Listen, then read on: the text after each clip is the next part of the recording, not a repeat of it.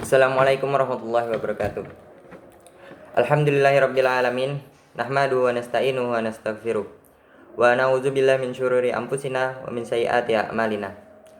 May yahdihillahu fala mudhillalah wa may yudlil fala hadiyalah. Asyhadu an la ilaha illallah wa asyhadu anna Muhammadar Rasulullah. Allahumma shalli ala sayyidina Muhammad wa ala ali sayyidina Muhammad. Amma ba'du. Sebagai hamba Allah yang beriman, marilah kita panjatkan puji dan syukur kehadirat Allah Subhanahu wa taala yang telah memberikan kekuatan, kesehatan lahir dan batin kepada kita semua. Salawat serta salam tidak lupa kita kirimkan kepada junjungan kita Nabi Allah Muhammad SAW yang telah mengantarkan umat manusia dari peradaban hidup yang jahiliyah menuju pada peradaban hidup yang modern, yang penuh dengan kemajuan ilmu, pengetahuan, dan teknologi, seperti yang kita rasakan saat ini. Semoga kita semua termasuk hambanya yang taat, yang berhak mendapatkan syafaatnya di hari akhir kelak. Perkenankanlah saya pada kesempatan ini untuk menyampaikan topik tentang yang berjudul tentang takdir mubram dan takdir mu'allaq. Yang pertama-tama saya akan menjelaskan apa itu takdir mu'allaq. Takdir mu'allaq secara bahasa artinya suatu yang digantungkan. Takdir mu'allaq yaitu ketentuan Allah Subhanahu wa taala yang mengikut sertakan peran manusia melalui usaha atau ikhtiarnya. Manusia diberi peran untuk berusaha. Hasil akhirnya akan ditentukan oleh Allah Subhanahu wa taala. Perhatikan firman Allah sebagai berikut, yaitu yang artinya sesungguhnya Allah tidak akan mengubah keadaan suatu kaum sebelum mereka mengubah keadaan diri mereka sendiri. Quran surah Ar-Ra'd ayat 11.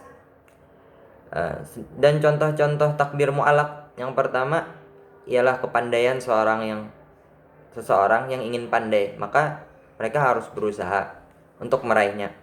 Usaha-usaha tersebut antara lain dengan cara kita rajin belajar dan disiplin untuk membagi waktu.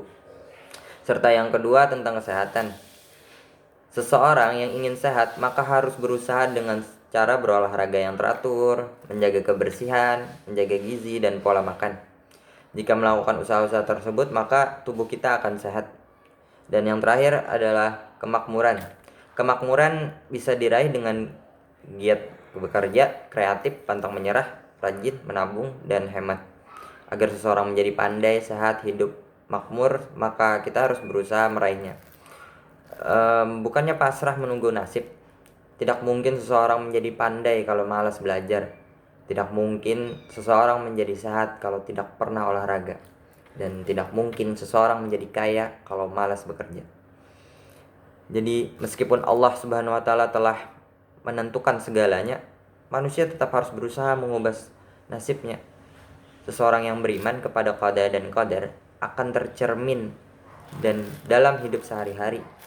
Di antaranya ia akan pantang berpangku tangan. Justru sebaliknya ia giat berusaha dan bekerja guna meraih cita-cita. Allah Subhanahu wa taala telah mengkaruniakan beragam potensi kepada manusia untuk digunakan sebagai bekal hidup. Setiap manusia dikaruniai akal untuk berpikir dan organ-organ tubuh untuk bergerak. Allah Subhanahu wa taala juga menciptakan manusia sebagai makhluk paling mulia di antara makhluk-makhluknya. Oleh karena itu, semua potensi ini harus digunakan untuk berusaha dan ikhtiar meraih cita-citanya. Serta yang kedua itu adalah takdir mubram. Takdir mubram secara bahasa yang artinya sesuatu yang tidak dapat dikelakkan atau sudah pasti.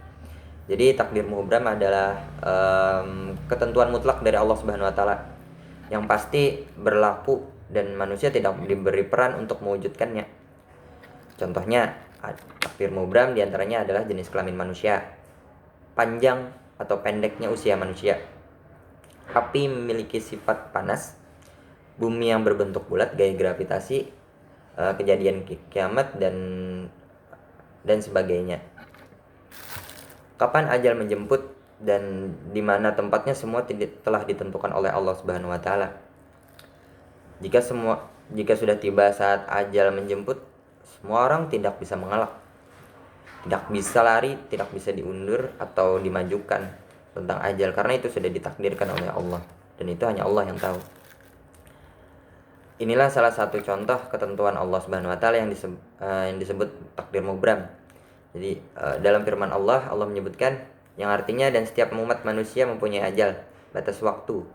Apabila ajalnya tiba, mereka tidak dapat meminta, penunda atau mempercepat sesaat pun. Quran surah Al-A'raf ayat 34. Demikianlah sahabat ulasan tentang takdir mubram, takdir mu'alaq serta contoh-contohnya. Takdir mubram dan mu'alaq. Mudah-mudahan iman kepada qada dan qadarnya Allah Subhanahu wa taala senantiasa kita tambah bersyukur atas nikmat yang diberikan oleh Allah Subhanahu wa taala. Apapun yang diberikan Allah Subhanahu wa taala, insyaallah itu akan yang menjadi yang terbaik buat kita. Mungkin sekian dari penjelasan saya tentang takdir mubram dan mu'alaq. Salah hilap saya mohon maaf. Assalamualaikum warahmatullahi wabarakatuh.